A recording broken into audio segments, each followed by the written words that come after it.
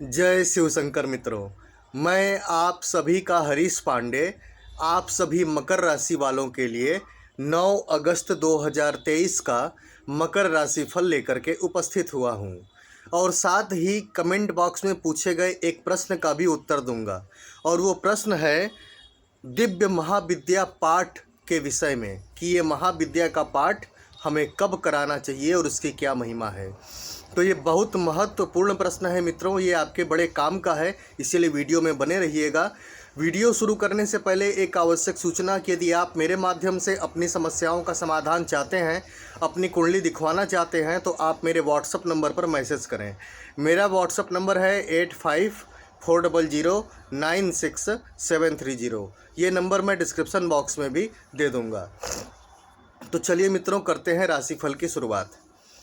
तो मित्रों, आज 9 अगस्त को चंद्रमा 5वें घर में रहेंगे। पंचम भाव के चंद्रमा मिक्स रिजल्ट ही देते हैं, अतः आज आपको कोई भी निर्णय लेने में मानसिक रूप से भटकाव की स्थिति का सामना करना पड़ेगा।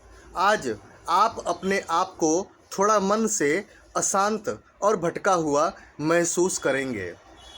किसी भी कार्य को संपन्न करने के लिए आपके रास्ते में आज रुकावट आने की संभावना प्रबल है, अतः अपने आप को थोड़ा भावनात्मक रूप से संभालने के लिए आपको प्रयास करना पड़ेगा, अन्यथा समस्याएं और भी ज़्यादा खड़ी हो सकती हैं। आर्थिक रूप से आज दिन संतोषजनक नहीं है और व्यापारियों के लिए भी आज स्थिति संतोषजनक नहीं है। मुनाफे की दृष्टि से व्यापारीगण अगर पार्टनरशिप का कोई काम करना चाहते हैं या पार्टनरशिप में कोई काम पहले से कर रहे हैं, तो आज उन्हें उसमें परेशानी देखने को मिल सकती है। अतः अपने आप में धैर्य बना के रखें और पंचम भाव का चंद्रमा निकल जाने दें, फिर स्थिति अनुकूल होती हुई देखी जाएगी। स्वास्थ्य की दृष्टि से भी दिन अच्छा नहीं है। दूसरी बात क्या है कि आज आपको कोई विपरीत लिंग का व्यक्ति, मतलब अगर स्त्री हो तो पुरुष और पुरुष हो तो स्त्री, विपरीत लिंग का व्यक्ति आज आपको परेशान कर सकता है, अपमानित कर सकता है आपके किसी व्यवहार पर, अतः अपने व्यवहार और आचरण पर ध्यान रखें।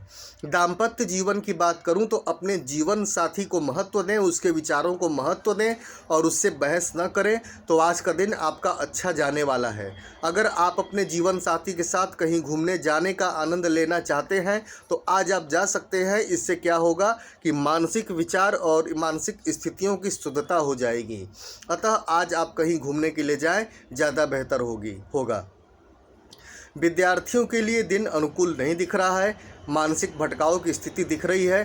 प्रतियोगी परीक्षाओं को लेकर के आपके मन में थोड़ी सी चिंता बनी रह सकती है और हो सकता है उसका परिणाम भी थोड़ा प्रभावित हो जाए।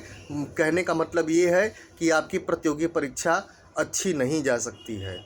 तो मिला जुला करके दिन आज पूरी तरह अनुकूल नहीं है, अतः आज आप भगवान शिव का पूजन करें, मंदिर में जाकर शिवलिंग का पूजन करें और वहीं बैठ कर के शिव महिम्न स्तोत्र या शिव तांडव स्तोत्र का पाठ करें और ओम नमः शिवाय का जाप जरूर करें। इससे क्या होगा कि दिन की अनुकूलता आपको प्राप्त होगी। तो चलिए मित्रों, अब आते हैं प्रश्न की तरफ। प्रश्न ये है, प्रश्न पूछा है माही गुप्ता जी ने कि महाविद्या का पाठ कब कराया जाता है और इसकी महिमा क्या है। देखिए मित्रों, महाविद्या का पाठ एकमात्र ऐसा पाठ है कि जब इंसान चारों ओर से शत्रुओं से घिर जाता है। और कैसे शत्रु? ऐसे शत्रु जो सामने नहीं खड़े हैं, आपके पीठ पीछे छिप करके आप पर तंत्र मंत्र करवा रहे हैं, काला जादू करवा रहे हैं, टोना टुटका करवा रहे हैं और आप पर कई ढेर सारे तंत्र प्रयोग हो चुके हैं और उन तंत्र प्रयोगों के कारण आप और आपका घर बर्बादी के रास्ते पर चल पड़ा है। आप लोगों की बुद्धि का बंधन कर दिया गया है, भाग्य का बंधन कर दिया गया है, स्वास्थ्य का बंधन कर दिया गया है। घर के सदस्यों की बुद्धि ठीक नहीं रहती है, उल्टी रहती है, सभी आपस में लड़ते रहते हैं, घर की बरकत रुक सी गई है, शरीर में कोई न कोई बीमारी लगी रहती है और उसके पीछे पैसों की बर्बादी होती चली जा रही है। घर के सभी सदस्य हमेशा उल्टे सीधे काम करते हैं, आपके कोई भी काम बनते नहीं हैं, बिगड़ते चले जाते हैं। घर में कई बार बदबू आती है। मतलब अगर आप ये बात समझ रहे हैं, जान रहे हैं कि नहीं, मुझ पर मेरे रिश्तेदारों द्वारा, पड़ोसी द्वारा तंत्र प्रयोग करवाया जा रहा है और हमें इससे बचना है, तो ऐसी स्थिति में घर पर महाविद्या स्तोत्र का पाठ करवाया जाता है ब्राह्मणों को बुला करके। आप चाहें तो स्वयं कर सकते हैं, लेकिन अगर आप स्वयं करेंगे ना तो होगा क्या कि आप भी रोगी हैं, यानी तंत्र बाधा के आप रोगी हैं। आप स्वयं करेंगे तो जब वो तंत्र बाधा कटना शुरू होगी तो वो उससे संबंधित जो आत्माएं हैं, दुष्ट आत्माएं हैं, वो उत्पात मचाएंगी, जिसके चलते आप बीमार पड़ सकते हैं, बिस्तर पर पड़ सकते हैं। तो ऐसे में आपका महाविद्या पाठ छूट जाएगा। अतः ऐसी स्थिति में ज़्यादातर केस में ब्राह्मणों के द्वारा अपने घर पर बुला करके महाविद्या स्तोत्र का पाठ करवाया जाता है और 4-5 ब्राह्मण मिलकर के सामूहिक रूप से महाविद्या स्तोत्र का पाठ करते हैं। कुछ दिनों तक नियमित पाठ करते हैं, फिर उसकी पूर्णाहुति हवन के द्वारा करते हैं। इस क्रिया से क्या होता है कि आपके ऊपर या घर के किसी सदस्य के ऊपर या आपके घर के ऊपर किया हुआ तंत्र प्रयोग, काली विद्या, काला जादू पूरी तरह से समाप्त हो जाता है। ये है महिमा महाविद्या स्तोत्र की। तो महाविद्या स्तोत्र बहुत ही पावरफुल स्तोत्र है और तंत्र बाधा के मामले में ये बहुत ही सटीक परिणाम देता है। और 90% लोग, भारत के 90% लोग तंत्र बाधा से ग्रसित देखे जाते हैं।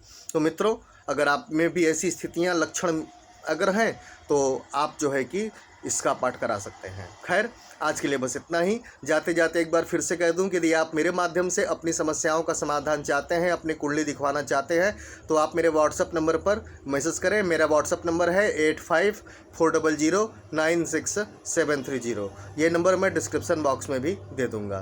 तो चलता हूँ मित्रों, जय शिव शंकर।